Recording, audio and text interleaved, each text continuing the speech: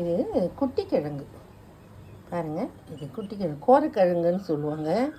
இது குட்டி கிழங்கு. இது வந்து குளத்துல கோரை பில்லுங்க வளரும். வளர்றல அந்த வேரில் வர்றது தான் இது. இது வந்து பயிர் செய்கிறாங்க. இது நிலத்தில் இப்போது செய்து விற்பனைக்கு கொடுக்குறாங்க. இது 1/4 கிலோ 40 ரூபா. இது கொடுத்து வாங்கியிருக்கேன். இதில் வந்து மருத்துவ குணம் நிறைய இருக்குது. கடையில் இருந்தது வாங்கின்னு வந்தேன். இதை பொரியல் பண்ணலான்னுட்டு நம்ம உருளைக்கிழங்கு மாதிரியாக இருக்கும். வேக வச்சு உரிச்சிட்டு பொரியல் பண்ணி சாப்பிட்லாம். உடம்புக்கு ரொம்ப நல்லது, மருத்துவ குணம் கொண்டது. இது வேக வைக்க போகிறேன். பாருங்கள், இந்த பாருங்கள் தண்ணி காயுது. இதில் வந்து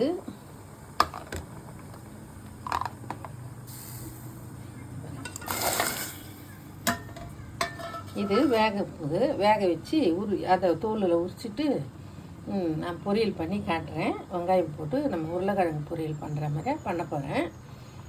பாருங்கள், இது வேக வச்சு எடுத்துகிட்டு உரித்து நான் பொரியல் பண்ணும்போது வீடியோ போடுறேன். பாருங்கள், இது குட்டிக்கிழங்கு வேக வச்சு வச்சுருக்கேன். பாருங்கள், இந்த இது எவ்வளோ உரிக்கணும். மெலிஸ் தூள் தான் இது. இது போல் உரித்து இது அப்படியே கூட சாப்பிட்லாம். நல்லாயிருக்கும். வெள்ளிக்கிழங்கு மாதிரியா இருக்குது. உருளைக்கிழங்கு வெள்ளிக்கிழங்கு மாதிரியா இருக்கும். இது அப்படி சாப்பிட்லாம், நல்லாயிருக்கும். சுட்டு சாப்பிட்லாம், நல்லாயிருக்கும். சின்ன வயசில் எங்கள் ஊரை சுற்றி குளங்க நிறைய இருக்கும். அப்போ பறிச்சுக்கிட்டு வருவாங்க எங்கள் ஃப்ரெண்டுங்களாம். கொளுத்துவாங்க, போட்டு கொளுத்தி சுட்டு சாப்பிட்ருக்கேன். அதனால தான் இது மேலே ரொம்ப ஆர்வம் எனக்கு. இந்த குட்டி கிழங்குனாக்கா வாங்கிட்டு வந்துடுவாங்க பார்த்தாலும். அதை எடுத்து செய்துன்னு இருக்கேன். அந்த ஆசையில் தான். ரொம்ப நல்லது உடம்புக்கு. பாருங்கள், மெலிசு தோல் தான். ஒழிச்சு வச்சுருக்கேன். இது குழம்பு வைக்கலாம், கூட்டு பண்ணலாம், பொரியல் பண்ணலாம், குருமா கூட செய்யலாம். எது வேணாலும் செய்யலாம். உடம்புக்கு நல்லது. இந்த பாருங்கள், இந்த தூள் உரிச்சு வச்சுருக்கேன். இப்படி தான் இருக்கும். சின்ன சின்னதாக குட்டி குட்டியாக இருக்கும். உடம்புக்கு ரொம்ப நல்லது. இந்த கோரக்கிழங்கும் இது போல் தான். இந்த வந்து சேறு இருக்கிற குளத்துலலாம் வராது. இது மணல் பாங்கான குளமாக இருந்ததுன்னா அந்த ஓரத்துங்களை வரும். இந்த பாலக்கீரை மாதிரியா இருக்கும். செடி இருக்குதுல்ல, பாலக்கீரை செடி அது மாதிரியா இருக்கும். நீல கலரில் பூ பூக்கும். அது உள்ளே பூ எடுத்தோம்னா அந்த பூ பூத்த பிற்பாடு அது உள்ளே இந்த கிழங்கு இருக்கும். நான் பார்த்துருக்கேன். இப்போ பயிர் செய்கிறாங்க இதெல்லாம். அதனால தான் விற்பனைக்கு வருது வெளியே. நமக்கு தெரியாத அப்போல்லாம் கிராமத்தில். அப்போல்லாம் வந்து குளத்துல குளிப்போம். எங்கள் ஃப்ரெண்டுங்களா நீச்சல் அடிப்போம். ஒருத்தர் ஃபோட்டோ போட்டுக்கின்னு நீச்சல் அடிப்போம். எனக்கு எங்கள் தாத்தா கற்றுக் கொடுத்துருக்காரு எனக்கு நீச்சல். இப்போவும் அடிப்பேன். தண்ணியில் கூட மிதப்பேன். எங்கள் தாத்தா மிதப்பார் தண்ணியில். அதே போல் நானும் மிதப்பேன். எனக்கு கற்றுக் கொடுத்துருக்காரு. சப்பாங்கால் போட்டு மிதப்பேன் தண்ணியில். அந்த இதை கற்றுக் கொடுத்துக்கிறாரு எனக்கு தெரியும். அதுதான், வேறு ஒன்றும் இல்லை. பாருங்கள், அது ஞாபகம் வருது.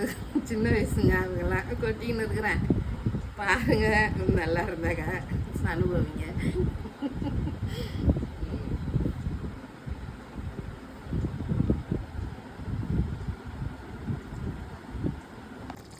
பாருங்கள், இந்த வானலில் எண்ணெய், கொஞ்சம் கடுகு, இது சோம்பு, பூண்டு, உளுத்தம்பருப்பு போட்டிருக்கேன். வெங்காயம் போட்டு வதக்கிட்டு அதில் உப்பு, காரம், இஞ்சி பூண்டு விழுது, சோம்பு தூள் எல்லாம் போட்டு வதக்கி வச்சுருக்கேன். இப்போது இதை எடுத்து இதில் போட்டுருப்பாரு. பாருங்கள், இந்த கழுங்க இதில் போட்டு பாருங்கள். இது நல்லா செவக்கு வச்சு எடுக்கணும்.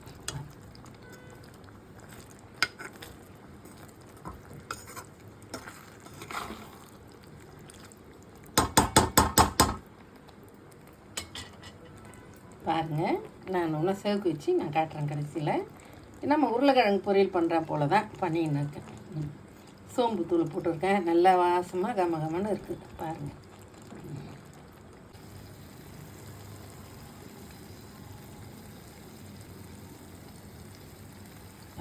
முடிச்சிட்டேன். நல்லா செவந்து நல்லா வந்துடுச்சு.